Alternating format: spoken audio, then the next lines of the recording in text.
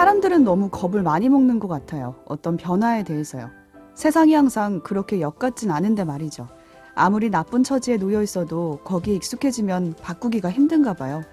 그래서 결국은 포기하고 자기 스스로에게 지는 거죠.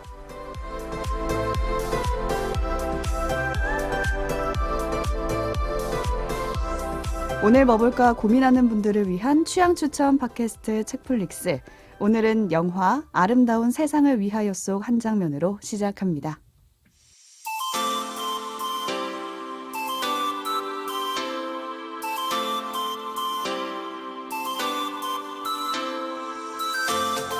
안녕하세요, 책디입니다. 오늘도 오지와 덕PD 나와 계세요. 안녕하세요. 오지랖 넓은 오지입니다. 안녕하세요. 이것저것 덕질한 덕PD입니다. 네, 저는 오늘 이 오프닝을 들으면서 그 포기하고 지는 마음이 얼마나 싫을까라는 생각을 먼저 했던 것 같아요. 약간 뜨끔? 네.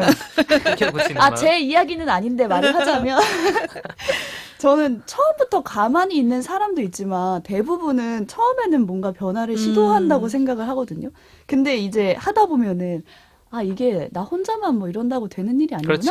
그러니까 이런 현타가 왔을 때 무기력해지죠. 계속 이걸 해야만 하는 이유를 찾지 못하면 결국 포기하는 건데 그걸 뭔가 진다고 하면 좀 서글프고 억울하지 않을까. 그게 이제 학습된 무기력이라고 그쵸. 막 대학교 교양 심리학 같은 데서 많이 배우는 그런 개념인데, 예를 들어서 개한테 전기 충격을 막 주는데 얘가 처음에는 펄떡펄떡 반응을 하는데 나중에는 그냥 맞고 있는 거예요. 그거 이제 그 실험 유명한 게 있거든요. 그러니까 그게 너무해. 그게 사람들한테도 슬퍼. 있는 거죠. 일종의, 그러니까 해봐야 내가 뭔가 이 처지에서 벗어날 수 없으면은 뭘 바꾸려고 하는 게 오히려 더 힘든 일. 왜냐면 기대했다가 실망하고 노력했다가 포기하고, 그리고 이제 우리가 사람 일에 대입을 해보면 막 예를 들어 조직 같은 데서 뭐 바꿉시다 막 이런 얘기를 해보면 갑자기 이제 왜 분란을 일으키냐. 실제로 바뀌면 모르겠는데. 보는 얘기 아니죠. 아니라고 칩시다. 약간 오케이. 혹은 몇 명만 그냥 희생하면 되는데 다 같이 망하자는 거냐. 그러니까 사실 이거는 전 회사, 자꾸 전 회사 얘기를 하게 되는데 전 회사 맞죠? 네, 전 회사에서 현 회사 아니죠? 막 110시간 넘게 일했어요. 그때 어떤 주에 와. 보통 7, 80시간이었고 컨설팅이니까. 그래서 내가 이거 아니다 싶어가지고 노조에 갔거든. 근데 그 회사가 총 정원이 300명 좀 넘었어요. 근데 우리 부서는 정규직 6명이란 말이야. 그러면 6명의 문제를 가지고 사측과 싸울 수 없다는 거야. 그치, 너무 그치라고 하지 마. 나 그때 얼마나 열받았는데. 그치. 노조가 왜 노조가 이래도 되냐? 노조에서 이해는 또 되고 아니, 어떤 흐름으로 어떤 갔을지 흐름이 눈에 있지. 선해가지고. 네, 힘을 그래서 모아야지. 무슨 어떡해. 노조위원장 이런 말로라도 그런 얘기하면 안 되지 그러게요. 않나? 포장이라도 조금. 아무튼 그런 기억도 나고, 뭐 어느 조직이나 그런 문제가 있죠. 근데 사실 이제 그 인파워먼트라고 되게 많이 얘기하는 것 같은데, 지치지 말고 힘을 내자라는 이제 방식, 뭐 그런 것들이 많이들 얘기가 되는 것 같아요. 으쌰으쌰.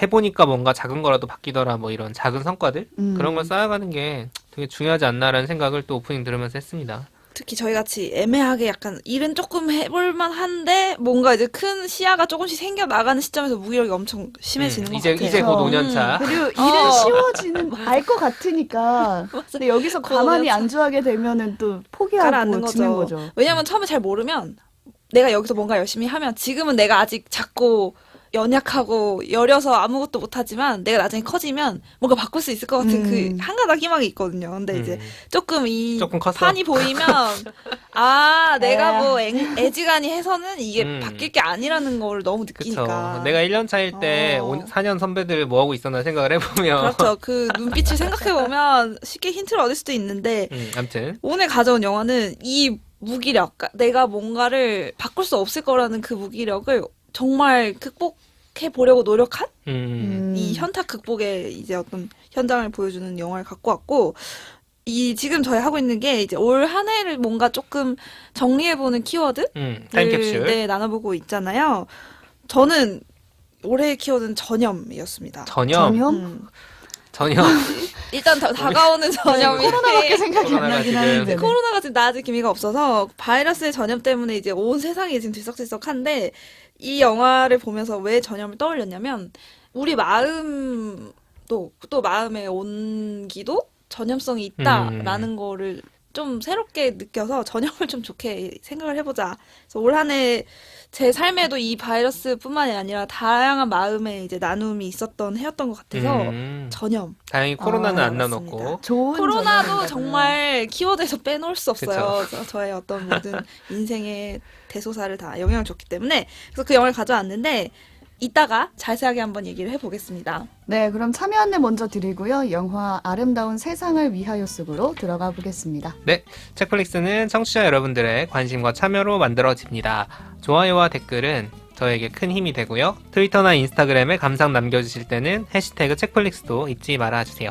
저희가 열심히 찾아서 보고 또 선정을 통해서 커피 쿠폰도 보내드리고 있습니다. 네, 그리고 고민이 있어서 작품으로 처방을 받고 싶다. 또는 이런 주제나 이런 작품으로 좀 방송을 만들어달라. 제안해 주실 내용이 있으면요. 댓글이나 이메일, SNS로 의견 보내주시면 되고요. 저희가 커피 쿠폰과 책 선물, 풍성한 이야기로 응답하겠습니다. 많은 참견 부탁드려요. 네, 오늘 제가 가져온 영화 아름다운 세상을 위하여. 이게 그 당시 이게 2000년 개봉작인데 그래서 그때 감성으로 번역을 한 것 같아요. 제목을. 아름다운 세상을 위하여라니. 이게 뭔가 제목이 간지러워요. 장벽일 수 있어요. 제목이. 그러니까 이 제목의 장벽을 뛰어넘어서 한번 보시길 추천드리고 영어 제목이 조금 더 이 영화의 어떤 정신을 잘 담고 있는데요. 영어 제목은 Pay It Forward라는 제목이에요. 그러니까 Pay back이 아니라 Pay Forward라는 점에서 좀 주목해 보시면 좋을 것 같은데 줄거리를 좀 들으면 이해가 되실 거예요. 이 영화의 주인공은 사실은 꼬맹이에요. 한 초등학생으로 그래서 보이는 중학생으로 올라가는 거의 7학년 이제 되는 고학년에서 올라가고 있는 어떤 한 소년의 이야기예요. 이 소년의 이름은 트레버라는 친구고요. 이 친구가 좀 뭐랄까 가정 환경이 그렇게 좋지가 않아요. 그러니까 엄마 혼자 이제 트레버를 지금 기르고 있는데 엄마도 되게 열심히 비록 자기가 처한 상황이 열악하지만 열심히 막 주야로 막 알바를 하면서 열심히 트레버를 지금 기르지만 쉽지 않은 거예요. 엄마가 하는 일이라는 게 서빙 노동 같은 거 이제 열악한 노동에 처해 있고 그리고 본인도 어떤 문제가 있어요. 알코올 문제 같은 것들을 겪고 있어서 이 아이를 케어하는데 자기도 너무 힘든 거예요. 정말 서로 사랑하기는 하는데 정말 애정으로 기르는데 너무 힘들고 이 아이는 그래서 밥도 제대로 못 챙겨 먹고 혼자서 이렇게 막 살아가는데 이 아이가 학교에 가서 한 선생님을 만나요. 새 학기에. 사회 선생님인데 이 선생님이 첫인상이 아주 강렬한 선생님을 만나요. 이 선생님은 얼굴에 화장 자국으로 온 얼굴 뒤덮여 있고 그래서 애들이 막 처음에 놀랄 정도로 그런 어떤 외관을 가진 선생님이고 외향뿐만이 아니라 성격도 굉장히 뭐랄까 좀 단호하고 차가운 느낌을 주는 첫인상이에요. 이 선생님이 이제 첫 수업 시간에 들어서 1년 동안 너희가 할 과제를 주겠다 하고 칠판에 적어놓은 과제가 있는데 뭐냐면 세상을 바꿀 수 있는 방법을 만들어봐라. 그러니까 어떻게 하면 중학교 자기 1학년짜리들한테 너무 어린 친구들에게 있을지. 세상을 바꿀 방법 뭐가 있을 것 같으세요? 만약 자기가 할 수 있는 게 있다면. 세상을 바꾸는 방법? 음. 무언가를 어렵죠. 발명하거나. 그렇죠. 이 기술. 근데 초등학생들이 할 수 있을까? 그러니까. 근데 오히려 그 나이 때니까 어떻게 어. 보면은 상상할 수 있는 게 많을 수도 있죠. 우리처럼 이런 거잖아. 원래 입사 첫 해에 아, 그렇죠. 얼마나 많은 상상력과 아, 네, 이런 것도 해야지 저런 것도 해야지. 이 콘텐츠로 뭔가 개혁을 해야지 막. 하지만 성장을 하다 보면 이래서 안 맞아요. 되고 저래서 안 되고. 이 어린이들은 실제로 되게 재밌는 이제 발표들을 중간중간 나오는데 중국에 전화를 해가지고 캠페인을 해서 중국인이 한날 한시에 동시에 점프를 하게 하겠다. 그럼 지구가 움직이. 이런 말도 안 되는 얘기들이 막 상상력이 나와요. 이 가운데 이 트레버라는 친구도 숙제를 열심히 합니다. 이 친구가 찾은 방법은 뭐였냐면 주변 사람들을 이렇게 보고 힘든 상황에 처해 있는 주변 사람 3명한테 도움의 손길을 내미는 거예요. 그 3명한테 그 대신 내가 뭘 도와줬으니까 그 보답으로 나한테 뭔가를 해주는 대신에 나 말고 다른 사람 또 3명한테 선행으로 이걸 갚아 나가라는 거예요. 그러니까 다단계죠. 그죠? 피라미드형. 피라미드형 다단계. 3 곱하기 3 곱하기 3 곱하기 이렇게 계속 네. 늘어나다 보면 그렇죠. 나한테는 3명을 도와주는 일이니까 그렇게 어렵지 않을 수 있는데 이게 계속 번져 나가면 서로 선행을 베풀면서 사는 세상이 살 수 있다라고 이제 생각을 해낸 거예요.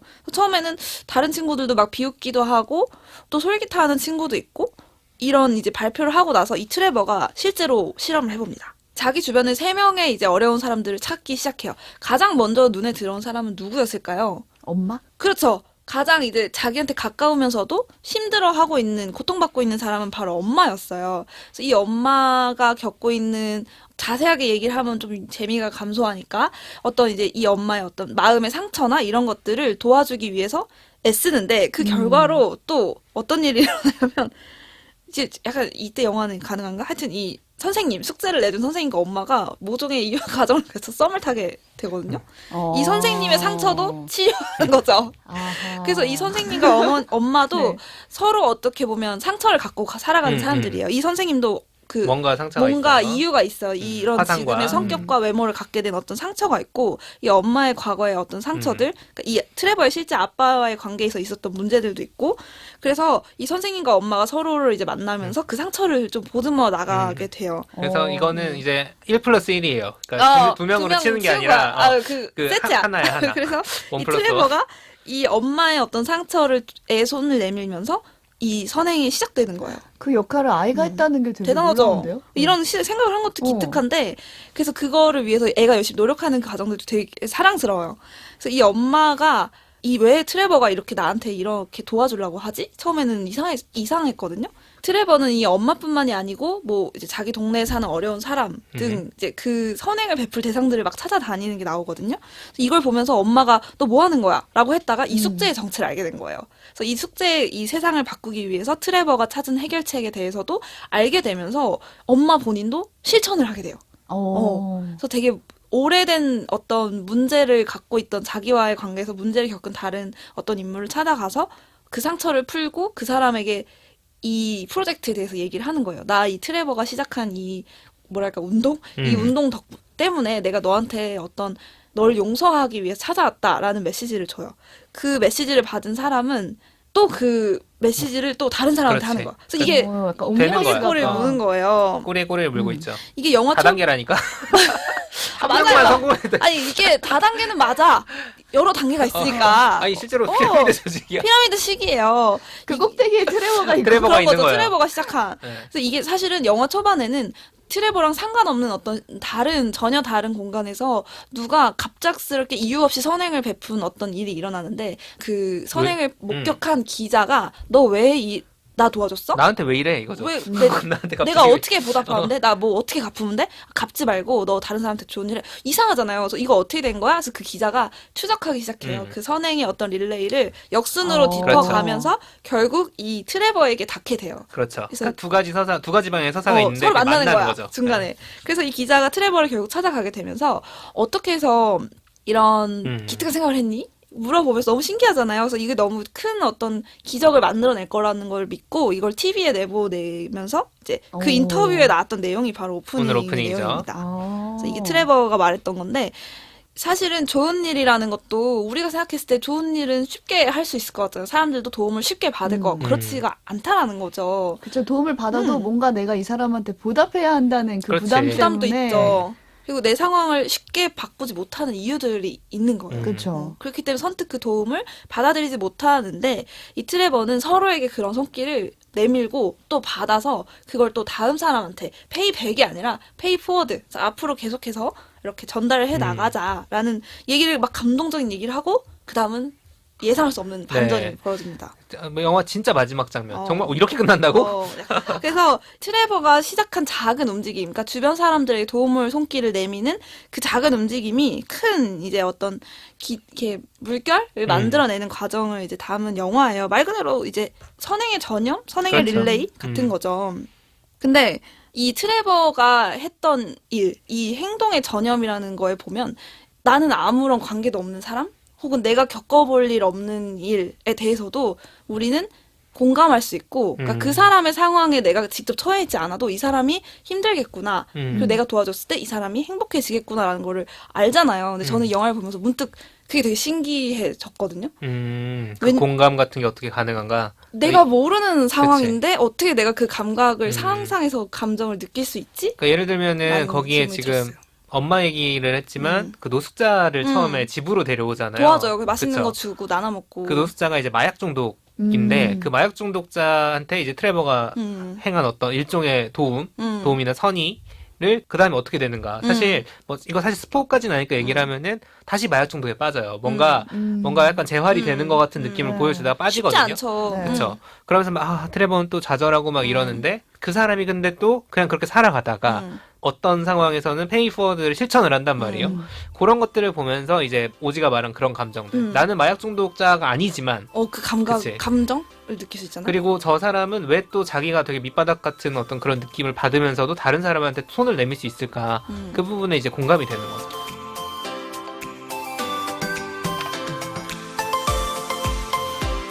저도 이거 보면서 내가 3명 도와주려면 누구를 누구? 도와줄 수 있을까? 우리부터 좀 도와줘.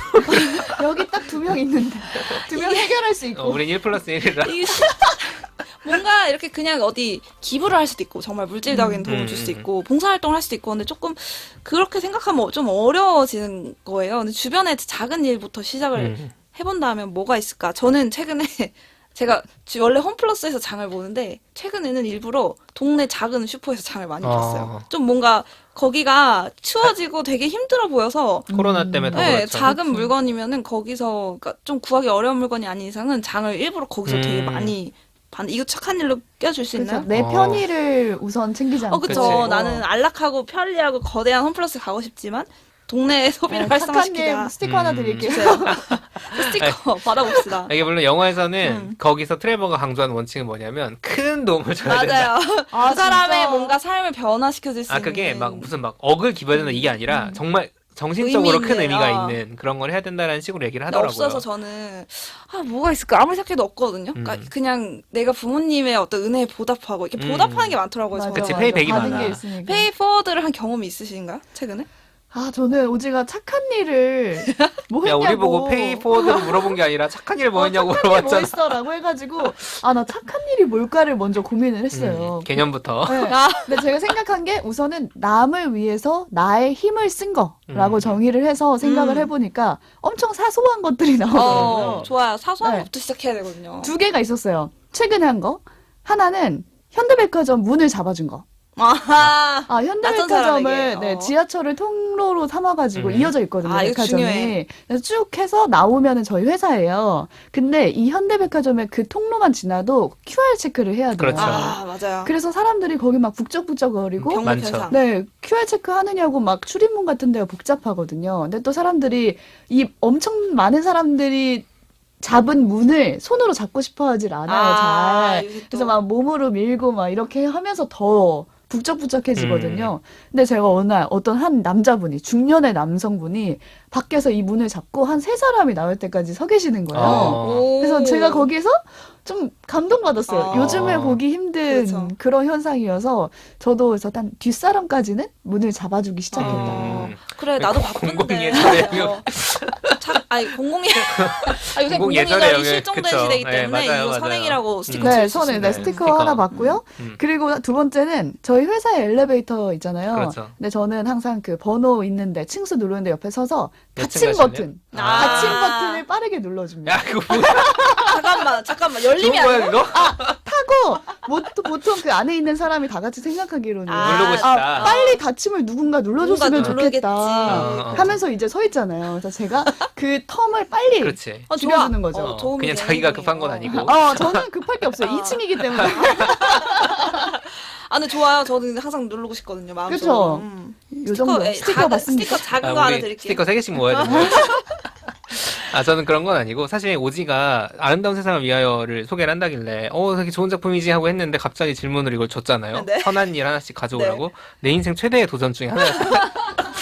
올해가 끝나기 전에 2021년 나 인생 제가 성격이 제가 뭐 물어보면 거침없는 편이거든요. 맞아요. 대답할 때. 바로 사례가 네. 많은 사람인데 근데 이거 뭐지 이거. 가장 힘든 질문이었다. 인생을 지금 되돌아보고 그래서 그 질문을 받고 그날 하루 종일 되게 멘붕에 빠져있던 건 뭐냐면 나 착한 일을 하나도 안 하고 사는 진짜 놈이구나. 생각보다 어려워요. 지금 듣고 계시는 분들 한번 생각해보세요. 생각해보세요. 대가 없이 내가 베푼 착한 일. 그러니까. 정말 착한 일이 있으세요? 뭐가 결국 있을까? 찾으셨나요? 어렵다. 그래서 이제 어떻게든 만들어야 되지 않습니까? 우리가 방송을 해야 나 그래서 마트 이용한다고 동네 마트. 그날 간 거야? 홈플러스 가다 걸리지 말고. 아니에요.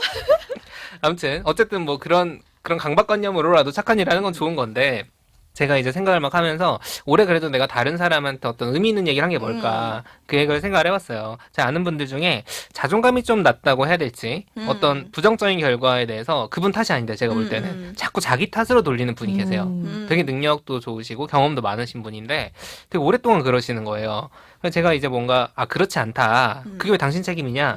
얘기해도 잘 받아들이지 않더라고요. 그렇죠. 이게 우리가 지난주 얘기했던 사실 가스라이팅, 완전한 행보의 가스라이팅이랑 좀 엮여 있는 것 같은데 굉장히 오랫동안 그분 상사들한테 가스라이팅을 당했던 사람인 거예요.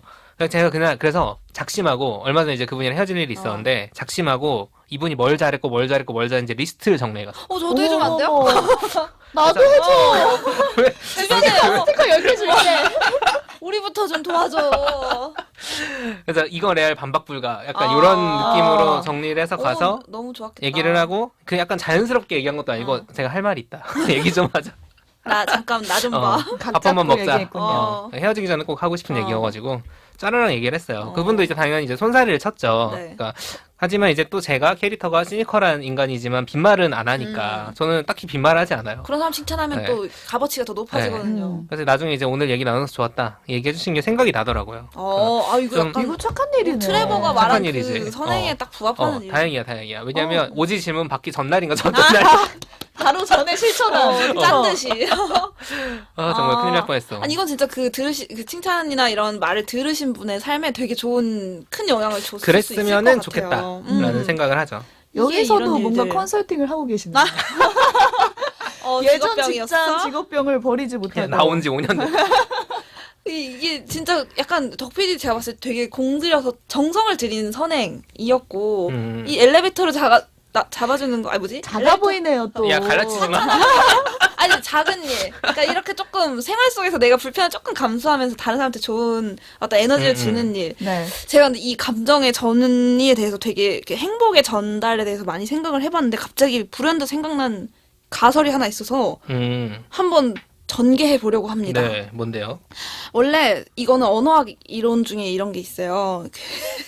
제가 갑자기 언어학 출신이랍니다. 학부 때 공부를 열심히 하진 않았는데 이제 인상 깊은 인상 깊은 게 아니고 되게 유명한 가설이 있어요. 노암 촘스키라는 이름은 다 들어보셨을 거예요. 뭐 정치학자로 알려졌지만 원래 언어학자시거든요. 근데 이분이 주장한 되게 중요한 어떤 가설 중에 하나가 유니버설 랭귀지라는 이론이에요. 그러니까 보편 언어. 그러니까 사람들이 아이가 태어나서 이제 말을 그치. 배우는 과정을 보면 마치 앵무새처럼 내가 말한 걸 똑같이 따라해서 그 말만 할 수 있는 게 아니라 일정 수준이 도달하면 자기가 본 적도 없고 들어본 적도 없는 어떤 문장을 자기가 만들 수 있는 능력이 그렇지. 생기잖아요. 반대로 처음 들은 문장도 이해를 한단 말이죠. 가르쳐준 적이 없어도. 이거에 대해서 촘스키의 설명은 그러니까 인간은 누구나 보편적으로 그러니까 언어를 이렇게 만들고 조직하는 그 원리와 구조를 이해할 수 있는 능력을 타고났다는 거예요. 타고났다. 태어났을 때 네 뇌 속에 있는 거야. 그 역량이. 그 구조를 이해할 수 있는. CPU 같은 게 있는 거야. 그렇죠. 그리고 이제 그러니까 여러 나라 말이 다르지만 그 말의 어떤 심층 구조는 다 기본적으로 언어를 만드는 방식은 비슷하다는 거예요. 보편적이라는 거예요. 그래서 한국인의 자식이라고 하더라도 유전적으로 미국에서 길러지면은 영어를 잘하는 똑같이 거야. 그렇게 하는 거죠. 그러니까 이 기제를 타고나기 때문에 그거를 가지고 태어나서 이제 한국어 입력, 뭐 영어 입력 이런 이제 소스들을 입력이 되면 이제 그걸 가지고 자유자재로 언어를 창조할 수 있게 되는 거죠. 그렇기 때문에 내가 들어본 적 없고 말해본 적 없는 문장도 수시로 말하고 이해할 수 있는. 근데 그거를 옛날에 배웠거든요. 근데 갑자기 최근에 주변에 슬픈 일을 당한 사람을 마주했을 때 제가 그 슬픔에 되게 전염돼서 며칠을 되게 힘들었거든요. 그 감정을 내가 처음 주변에서 받고 그다음에 내가 겪어본 적이 없는데도 그 슬픔을 똑같이 느끼고 있는 게 너무 신기한 거예요. 그러니까 슬프지만 슬픔 와중에 되게 신기했어요. 그치, 내가 그치. 왜 힘들지? 이거 나랑 간접적인 관련은 있지만 직접적으로 관련된 일도 아니고 그 다음에 내가 겪어봐서 그거를 경험했던 걸 기억해내는 것도 아닌 이 상황에서 내가 이 슬픔을 어떻게 다른 사람의 슬픔을 내 것처럼 느낄 수 있을까라는 생각이 들면서 갑자기 이 유니버설 랭귀지 보편 언어 가설이 생각이 났어요. 공감에 대한 어떤 보편적인. 네, 마치 우리가 언어를 배워서 구사하게 되는 원리와 비슷하게 제가 심리학 이론을 체크해보진 않았지만 내가 겪어보지 않은 일 혹은 나랑 상관없는 사람의 일에 대해서도 나는 그 사람의 감정을 뭔가 상상하고 그걸 그치. 통해서 내 감정처럼 느낄 수 있다. 그러니까 그런 감정을 느끼고 이해할 수 있는 어떤 기제를 타고나는 게 아닐까 인간은 그런 갑자기 생각이 들더라고요. 저도 같은 경험을 했던 게 갑자기 생각이 났는데 라디오를 녹음하는데 방송을 사연을 그 전에 받았던 걸 가지고 보고 있었어요.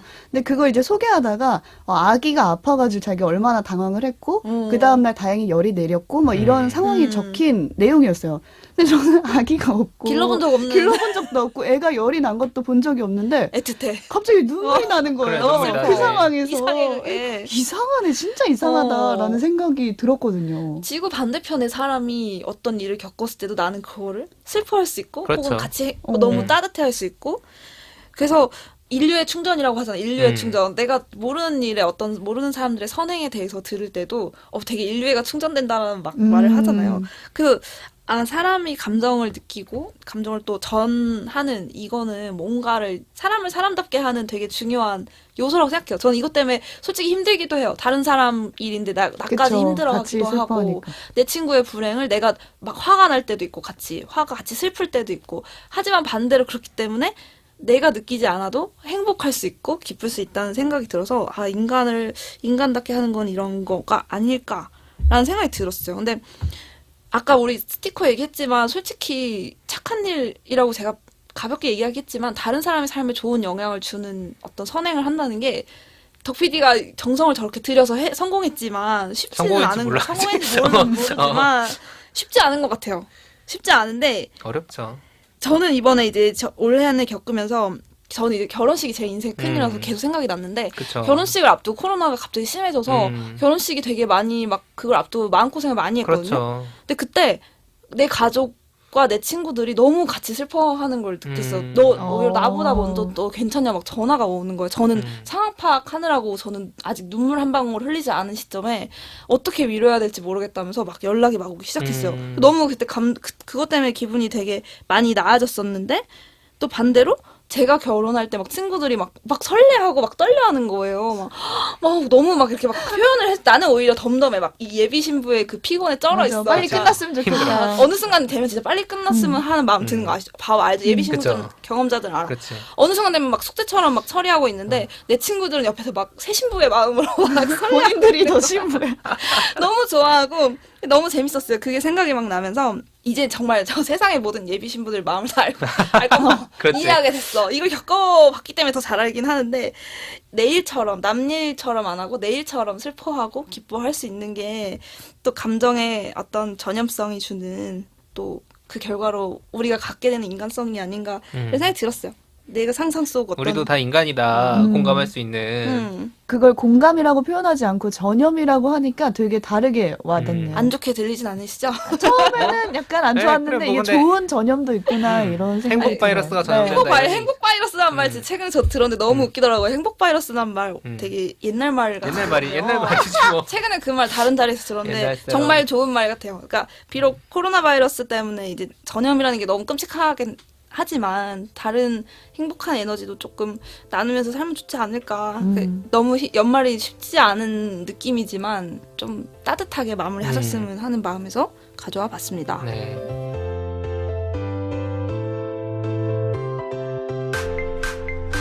오늘 뭐 볼까 고민하는 분들을 위한 취향 추천 팟캐스트 책플릭스.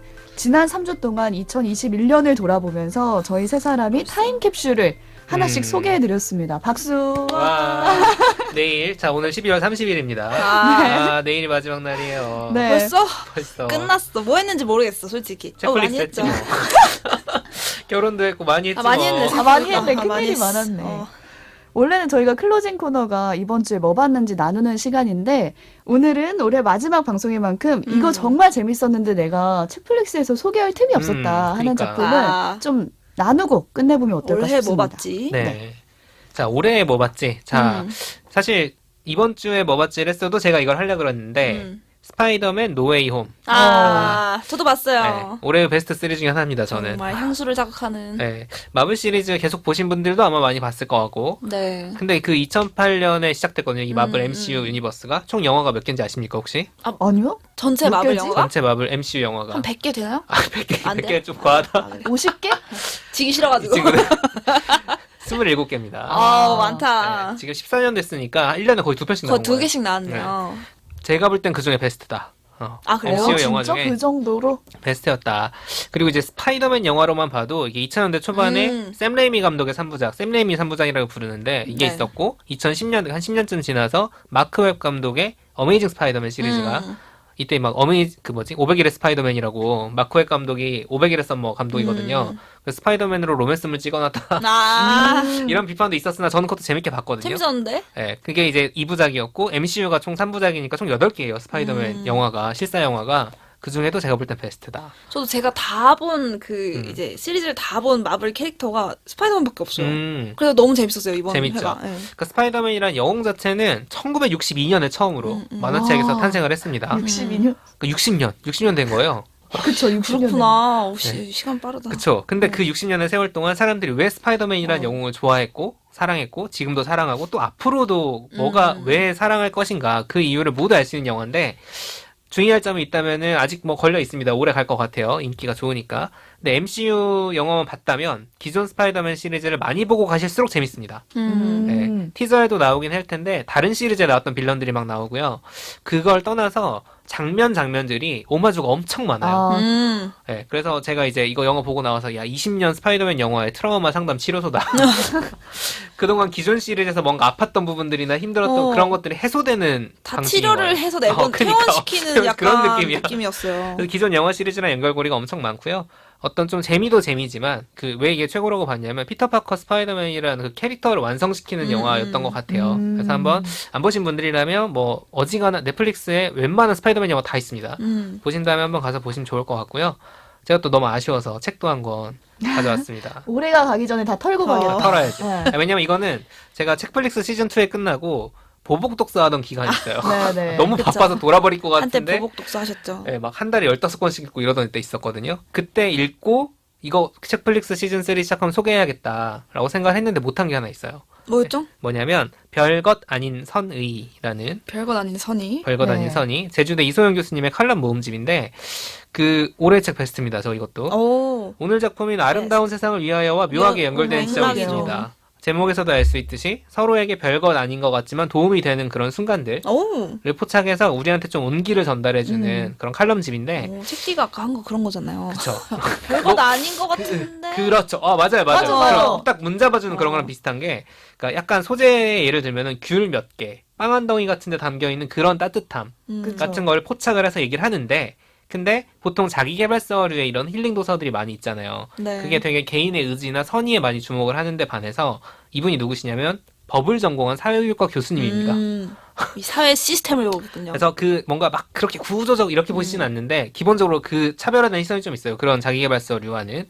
그래서 이제 어떤 사실 올해도 그렇지만 지난 2년을 저희가 돌아보면은 코로나라는 어떤 재난을 살아가면서 좀 각자가 가지고 있던 여유 같은 게 더 사라지고 불안하고 좀 그런 게 있잖아요. 그러다 보니까 뭐 혐오 문제도 심각해지고 차별금지법 저희도 뭐 몇 번 언급했지만 제자리 걸음이고 지금 한창 대선이 진행 중인데 정치권이 지금 희망이나 비전 이런 게 아니라 거의 뭐 짜증과 저주의 소용돌이 아니겠습니까? 그 와중에 되게 우리를 살아가게 해주는 어떤 미시적인 우리 일상 속의 따뜻한 마음에 대한 그런 이야기입니다. 그래서 이 겨울의 추위를 좀 녹여줄 정말 책으로 필요해요, 이런 게. 네, 제가 추천을 해봤고요. 저도 덕PD 추천으로 이 책을 사서 봤었는데 앞에 저는 그 예시가 엄청 인상적이었거든요. 앞에 이분이 선의에 대해서 말을 하면서 본인이 받았던 선의를 이야기해요. 근데 되게 슬픈 날 택시를 탄 거예요. 그래서 막 뒷좌석에서 울고 있는데 아저씨가 라디오 채널을 클래식 음악인가요? 되게 따뜻한 다른 음악 채널로 바꿔줬다라는 예시를 들거든요. 근데 그게 정말 별거 아닌 것 같으면서도 그런 이야기들이 따뜻하게 되게 와닿더라고요, 저는. 칭찬 스티커 네. 드려야겠다. 그래서 두고두고 보면서 뭔가 각박해질 때. 그렇지. 한 편씩 보시면 좋을 것 같아요. 그렇죠. 인류에 잃지 않을 수 있다. 네. 그런 작품이고요. 제가 이제 넘기기 전에 앞서서 하나 소개해드릴 댓글이 있습니다. 자, 마치일비님이 남겨준 댓글인데 어디 저희가- 우리 거에 달린 우리 댓글인가요? 거에 달린 댓글. 이때 지옥 소개한 다음에 달아준 댓글이에요. 자, DP, 오징어 게임, 지옥까지 매운맛의 연속이네요. 네. 매워. 모두 봤는데 겨울이라 그런지 충격의 연속이라 그런지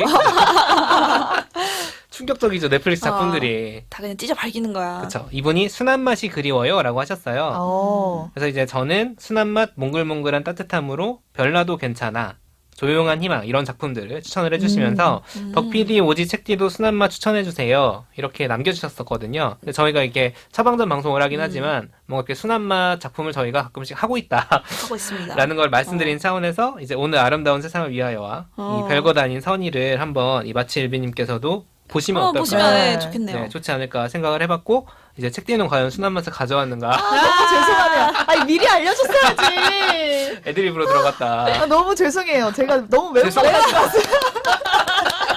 이게 또 체크리스트 반전이 있는 이게 정말. 책디가 지금 근 몇 주 동안 파괴적인 것만 들고 와요 지금. 네. 오늘도 고민했는데 파괴적인 걸 또 골랐네요. 네. 얼마나 파괴적인지 봅시다. 네, 제가 가져온 작품은 영화 더 플랫폼이라는 작품인데요. 제목은 별로 안 파괴적이다. 다행히. 근데 내용이 되게 실험적이에요. 오. 2019년에 나온 스페인 영화고 SF 영화로 분류가 되지만 좀 스릴러에 가까운 영화예요. 감독의 이름은 가더 가츠테루 우르샤. 이름도 어렵죠? 파괴적이야. 네네. 근데 오지가 좋아하는 어떤 실험적인 환경에 인간이 떨궈놨을 때 벌어지는 그런 이야기입니다. 저는 이 설정이 되게 충격적이고 오랫동안 기억에 남아서 언제 이걸 소개해볼까 눈치를 보다가 결국 그 틈을 발견하지 그렇지. 못하고 그래. 이 캐릭터가 영화를 너무 강하면 약간 그렇게 네, 되죠. 가지고 맞아. 왔습니다. 영화를 잠깐 설명을 드리면 남자가 눈을 뜬 순간부터 시작을 하는데 눈을 뜬 곳이 일명 수직 감옥이에요. 저 예고편 봤어요. 그쵸? 생각났어요 지금. 이게 흡사 설국열차의 수직 버전이다라고 불릴 정도로 맞아요. 어떤 수직적인 감옥인데 방에 우선 룸메이트가 한 명이 있고 벽에는 그 방의 층수가 표시돼 있어요. 그리고 방 한가운데 네모난 구멍이 딱 뚫려 있는데 이 구멍이 건물 전층에 수직으로 나 있는 구멍인 거예요. 거기가 밥상이 내려오는 구멍입니다. 그 중간에 그러니까 이렇게 밥상이 이렇게 내려오는 거죠. 음식이 수직적으로 담긴 밥상이 상태로. 딱 내려오는 거죠. 그래 저 예고편에서 봤어요. 그 우리 한식집에 가면은 밥상 통째로 내오는 통째로 거 맞아 있잖아요. 얹혀주는 네. 거 있어. 그런 것처럼 0층에서 맨 상위층인 0층에서 화려한 밥상이 차려지고 이 상이 한 층씩 내려와서 멈출 때만 식사를 할 수가 있는 거죠. 근데 문제는 음식도 킵을 하지 못하고 한 달에 한 번씩 자신이 있는 층이 랜덤으로 바뀝니다. 그러니까 어느 날은 200층에서 눈을 뜨고 어느 날은 8층에서 눈을 뜨는 거예요. 근데 100층 이하로 떨어지면은 상에 남은 음식이 이제 다 먹고 없는 거죠. 약간 그거 의리 좋겠어요. 게임이네 의리 게임. 그치. 밑에 맞아, 층은 의리 게임이야, 의리 맞아. 게임이네. 근데 이제 100층 이하부터는 먹을 게 없으니까 결국에는 룸메이트가 마지막 식량이 되기도 하는. 네, 야, 갑자기. 그 너무 급발진인데? 그런 정말 잔인한 설정의 영화입니다. 여기서 어떻게 살아남을 것인가가 주된 내용인데 저는 이 와중에 인상적이었던 게 다 같이 살 수 있다고 주장하는 사람이 나와요. 그 오지가 말한 것처럼 의리 게임인 거죠. 각자 먹을 만큼만 배분해서 그렇지. 먹으면 모두가 다 살 수 있다라고 주장을 하는데 여기서 번역해서 되겠어. 나온 게 자발적 연대의식을 발휘해보자 라고 말을 해요. 근데 또 희한하게 오늘 오지가 말한 것도 자발적인 선행이었잖아요. 이렇게 후원가 되는. 근데 잡아먹는 게 늦었어. 너무 세 근데. 근데 여기는 그 연대의식을 원했지만 결국에는 모두가 말을 듣지가 않아요. 그렇죠. 그래서 결국엔 협박과 폭력이 동원돼서 배분을 시작하는 그렇겠죠. 이런 이야기가 펼쳐집니다. 이 여기서 가장 기억에 남는 설정은 이 수직 감옥에 자신이 원하는 물건 딱 하나만 가지고 올 수가 있어요. 근데 이 물건들이 웃긴 게 각자 인물들이 가져온 그 물건이 뭔가 그 사람을 설명하는 그 사람을 대변해주는 그런 그렇지. 물건인 거예요. 아이콘이지. 네. 칼이나 뭐 강아지, 돈 이런 걸 가져온 사람도 있었고 남자 주인공은 책, 돈키호테를 가지고 옵니다. 강아지까지 데리고 온 팀은 어떻게 망했다. 그러니까 그 가뜩이나 먹을 강아지도 거 먹여야 없는데. 되잖아요. 강아지. 거기까지. 너무 슬프잖아. 몸매도 먹는데 뭐. 어쨌든 이 영화를 보면서 인간의 이기심이나 뭔가 함축적인 대사들도 되게 많거든요. 그걸 추리해보는 재미도 있어서 오늘 연말에 야, 이거 되게. 마지막 작품으로 가지고 와봤습니다. 이거 되게 회색 인간 생각난다. 너도 회색 인간 네, 생각했어요. 맞아. 똑같이. 책디 그런 거 좋아. 이런 거 좋아하는구나. 내년에는 바꿔보겠습니다. 근데 이런 영화는 사실 결말이 어떻게 되냐 이거보다도 그 풀어가는 과정에 그렇죠. 사람의 네, 심리가 네. 어떻게 이렇게 변하냐 이런 걸 보는 게 중요한데 그쵸. 근데 또 추운 겨울에 또 이런 게 괜찮아요. 이불 뒤집어 이런 게 쓰고 괜찮아. 나라면 괜찮아요. 어떻게 할까? 뭐 약간 이런 생각. 골방에 틀어박혀서 이런 스릴러 보는 것도 나쁘지 않아요. 네. 시간이 잘 가죠. 오지는요? 저도 올해 좀 힘들 때 봐서 다 순하는 걸 많이 봤어요. 저는 사실 좀 힘들게 하는 영화보다는 행복하게 해주는 영화를 많이 봤던 것 같은데 봤던 드라마 중에서 가장 힐링의 어떤 결과가 좋았던 드라마는 디어 마이 프렌드라는 작품이에요. 아마 여기 저희 책플릭스 하면서도 중간중간에 이제 언급은 됐던 걸로 기억을 해요. 이 작품은 막 흥행되진 않았지만 그래도 나름 본 사람들은 다 그렇죠. 칭찬하는 그런 명작으로. 좋은 작품이고 눈물이 줄줄 나는. 네, 노희경 작가님 특유의 그런 대사빨이 엄청난 작품이에요. 조금 소개를 해보면 한마디로 늙은 사람만 나오는 드라마예요. 그분들이 주연이. 엄청 그 점이 가장 차별화되는 지점이라고 많이 이제 화제가 됐었죠. 보통은 드라마라는 제한된 어떤 창구에서 나오는 사람들은 보통 한 20, 30대 젊은 사람들의 이야기, 그 사람들의 일과 뭐 사랑과 삶과 가족들은 어떤 그 사람들을 돋보이게 해주는 어떤 서사적인 어떤 필요에 의해서 나오곤 했는데 이 작품은 그 노년, 거의 70대, 80대 그런 노인들이 주인공이 돼서 그 사람들의 사랑과 일과 삶에 대한 이야기가 펼쳐지는 드라마고요. 이제 그것을 관찰하는 이제 사람으로서 완이라는 어떤 여성 캐릭터가 나와서 나의 엄마, 그리고 이제 우리가 보통 이모라 그러잖아요. 엄마 친구들, 이모들, 그리고 할머니, 그리고 이제 그 사람들을 바라보는 나의 또 삶이 이렇게 펼쳐지는 드라마예요. 그래서 이 완이라는 인물은 조금 삶이 쉽지 않은 지금 상황에 처해 있어요. 혼자서 지금 아직 결혼은 안 했는데 정말 사랑했던 사람과 너무 아픈 이유로 너무 아프게 헤어져서 그 사람을 계속 알아요. 그러니까 그 사람을 아리를 하면서 살고 있는 거예요. 그 사람을 계속 마음으로 막 그리워하면서 동시에 그럼에도 이 사랑을 할 순 없고 다른 사랑을 해보려고 시도하는데 그것도 쉽지 않고 약간 그러면서 삶이 너무 고달픈 그 인물이에요. 근데 이 사람의 엄마가 있어요. 이 엄마는 억척스럽게 열심히 이제 자기가 일을 해서 이 딸을 키웠는데 그 엄마의 삶도 굴곡진 삶을 지나왔고 그 엄마의 이모들과의 지지고 볶고가 있죠.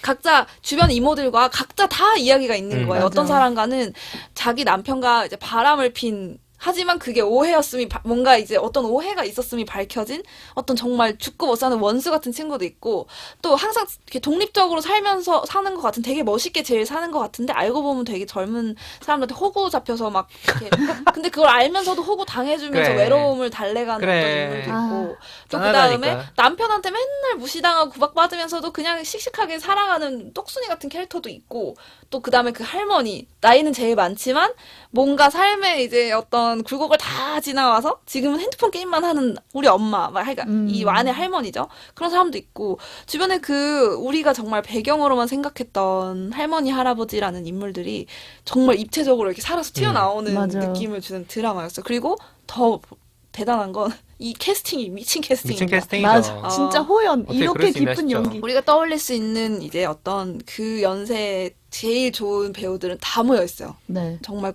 고두심, 뭐 윤여정, 윤여정. 김혜자 해가지고 다 나와요. 그러니까 이름 완이는 고현정이야.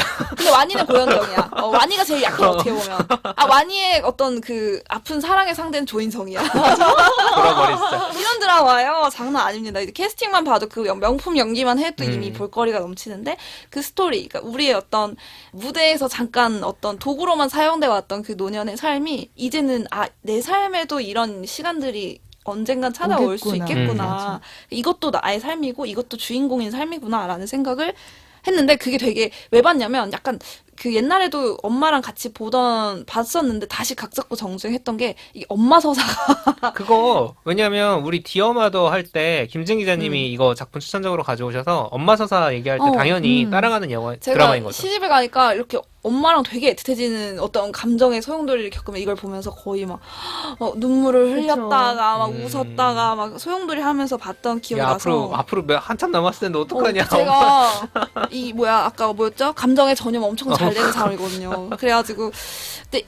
이게 좀 겨울에는 정말 따뜻함의 따뜻하지. 극치를 줄 수 있는 근데 진부하지 않은 그런 작품이라서 맞아. 정말 너무 소개하고 싶었는데 약간 여러 번 언급이 돼서 사실 소개를 못했던 것도 있고 그래서 가져와 봤고 네.